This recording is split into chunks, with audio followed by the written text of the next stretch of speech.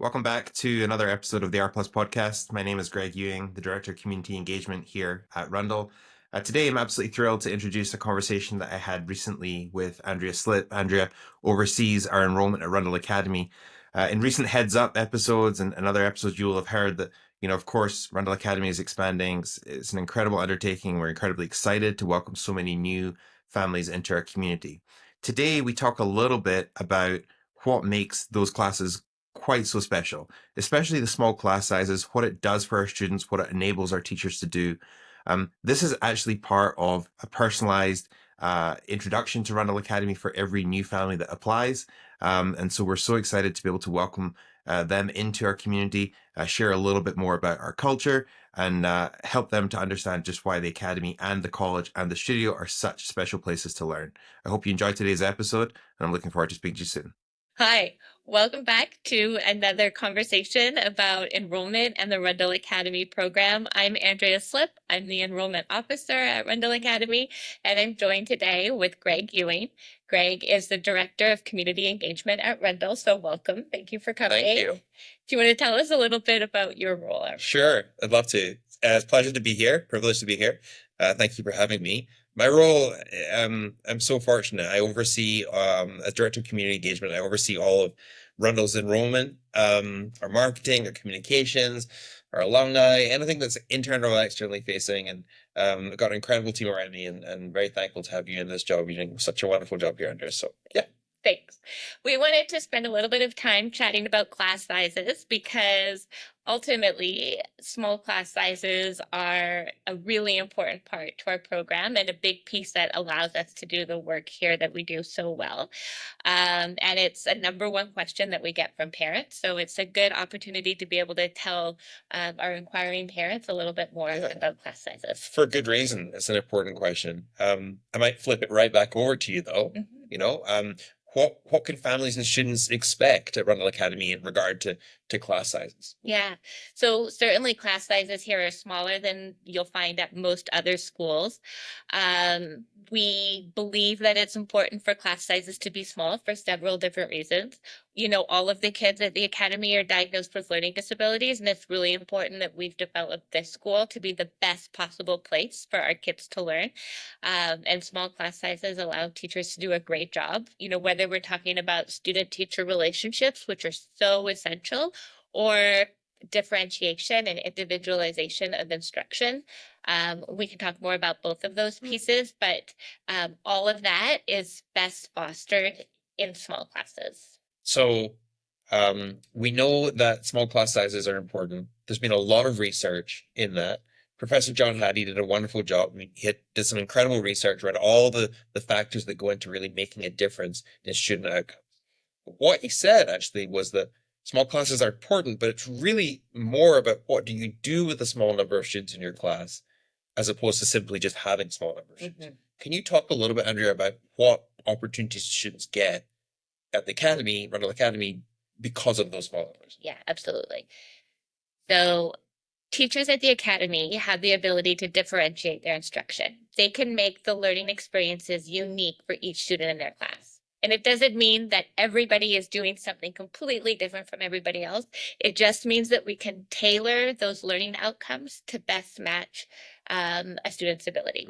So if we were in a grade 6 social studies class, for example, and perhaps as the teacher, we had just finished learning about the pillars of democracy in ancient Greece.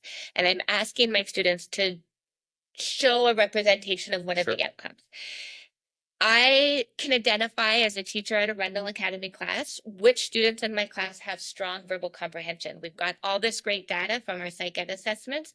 So if I know that I have a collection of students who are able to express themselves verbally and retain information shared with them verbally, perhaps I ask those kids to show their understanding of this learning outcome by recording a podcast, for example. Maybe I have another group of kids who I know have strong visual spatial awareness. These kids are able to conceptualize abstract ideas in kind of a visual way and see the connections and the linkages between those abstract ideas. And so for those students, maybe representing that same information in like a mind map or a graphic organizer or something with more of a visual component makes sense.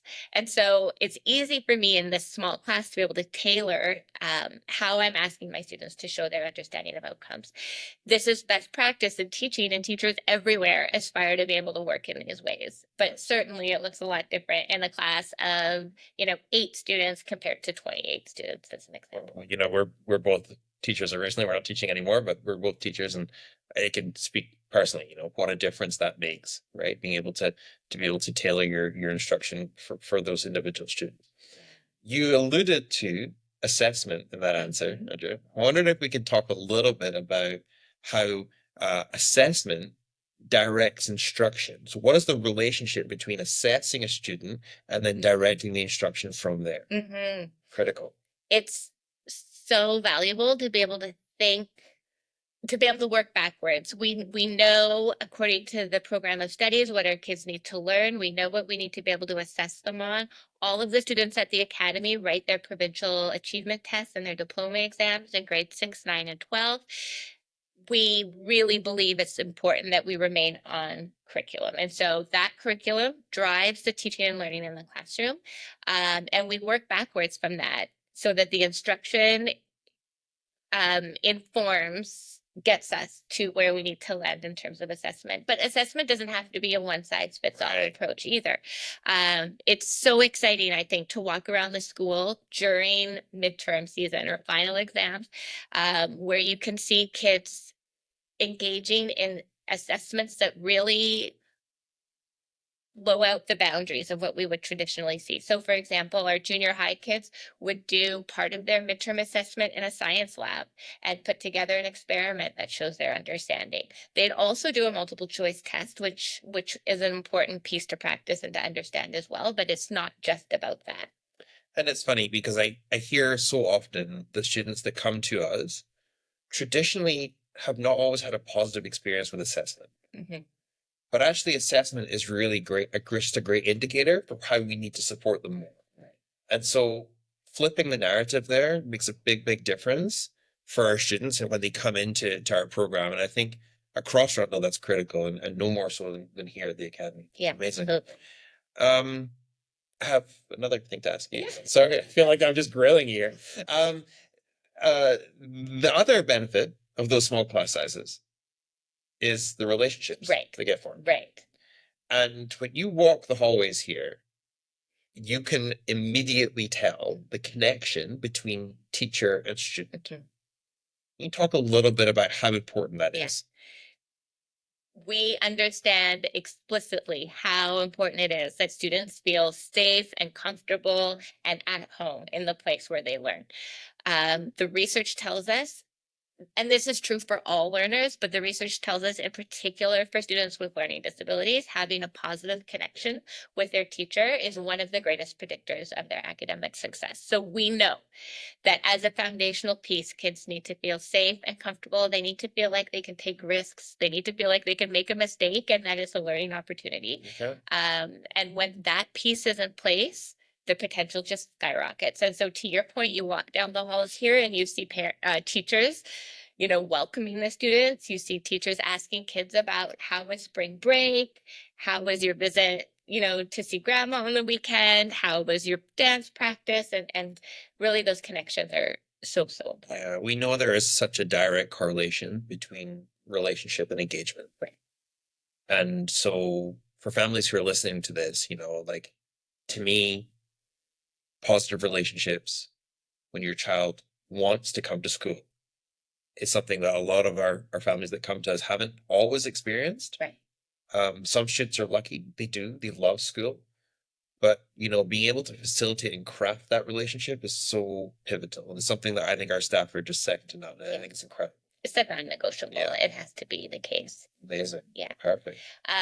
One question that parents often ask is what exactly can they expect in terms of class sizes? Yeah, and I think that's what's the number? What's the number? And so I think that's important to be clear about as well. And certainly these numbers can shift a little bit, but as a ballpark, we look to our elementary classes to be between 6 to 8 students per class.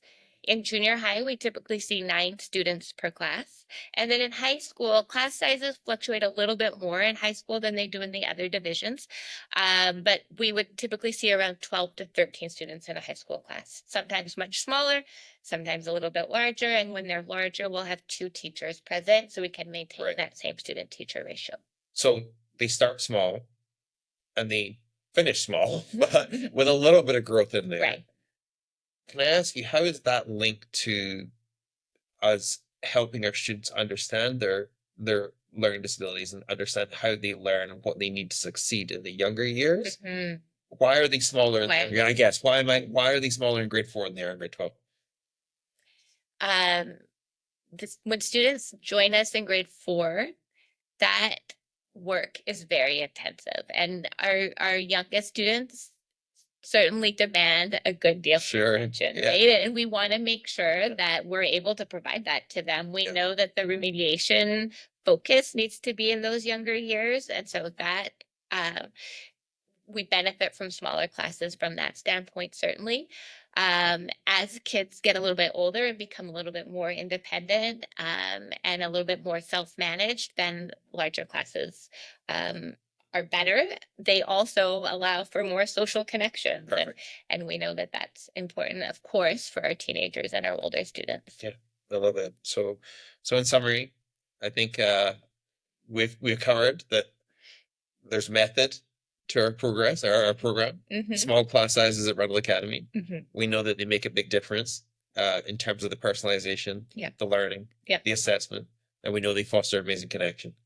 Amazing. Is there anything else? No, I think that's all for today. Thanks Fantastic. for joining us. Thanks, It's Andrea. been great to It's have always a you. pleasure. Appreciate it. And thanks for watching. Take care. Let us know if we can answer any questions.